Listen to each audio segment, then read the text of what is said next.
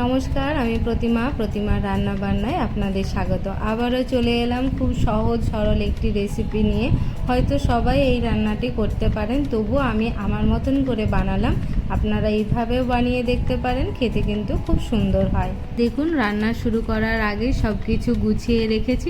নিয়েছি কলাইয়ের ডালের বড়ি, আলু, বেগুন, গাজর আর সজনের ডাঁটা তো আছেই, এখন অবশ্যই সজনের ডাঁটা। প্রথমেই কড়াইয়ে 4 চামচ সাদা তেল গরম করে তার মধ্যে দিয়ে দিয়েছি বড়ি। হালকা লাল লাল হয়ে আসা পর্যন্ত ভেজে নেব। দেখুন, বড়ি ভাজা হয়ে গেছে। এখন ওই তেলেই দিয়ে দিচ্ছি আলু, গাজর, লবণ আর হলুদ দিয়ে ভেজে নিতে হবে। আলু গাজর একটু ভাজা ভাজা হয়ে এসেছে। এখন ওর মধ্যে দিয়ে দিচ্ছি সজনের ডাঁটা। খুব বেশি ভাজা ভাজা করার দরকার নেই, হালকাভাবে ভাজলেই হবে। গরমের সময় দুপুরের মেনুতে এই রকম হালকা খাবার তো অমৃত। দেখুন, সব একসাথে ভাজা ভাজা হয়ে গেছে। এখন দিয়ে দিচ্ছি বেগুন। যেহেতু বেগুন দিয়েছি তাই এখন একটু ঢাকা দিয়ে রাখবো, তাহলে বেগুনগুলো আর শক্ত হয়ে যাবে না, নরম হয়ে যাবে।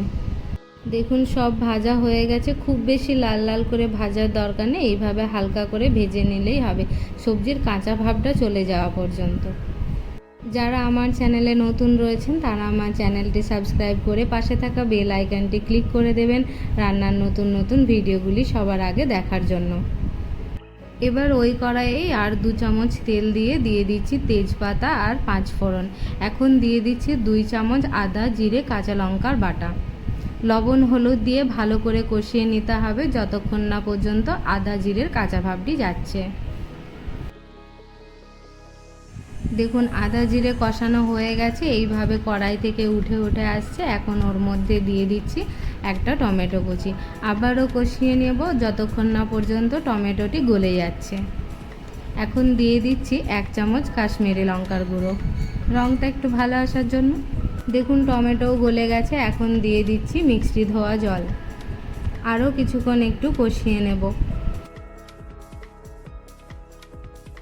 দেখুন, মশলা কষানো হয়ে গেছে। এখন ওর মধ্যে দিয়ে দিচ্ছি আগে থেকে ভেজে রাখা সমস্ত সবজি। মশলার সাথে একটু নাড়াচাড়া করেই নিয়ে দিয়ে দেব জল।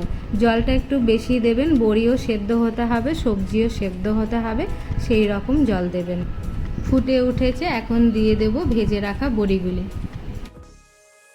এবার কম আছে ঢাকা দিয়ে রাখতে হবে যতক্ষণ না পর্যন্ত বড়ি আর সবজি সেদ্ধ হয়ে যাচ্ছে। এই দেখুন, 10 মিনিট পরে ঢাকা তুলে দেখে নিচ্ছি বড়ি সেদ্ধ হয়ে গেছে, সবজিও সেদ্ধ হয়ে গেছে। এখন দিয়ে দিচ্ছি স্বাদ মতো চিনি।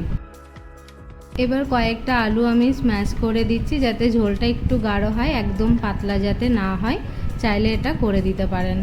2 মিনিট ফুটিয়ে নিলেই তৈরি হয়ে যাবে এই কম ঝাল মশলাযুক্ত অসম্ভব স্বাদের বড়ি দিয়ে সজনে ডাঁটার তরকারি। ভিডিও ভালো লাগলে লাইক, শেয়ার, কমেন্ট করে পাশে থাকবেন। আবারও আসবো অন্য একটি রান্নার ভিডিও নিয়ে। ততক্ষণ পর্যন্ত good day, good luck and eat safe. Thank you for watching.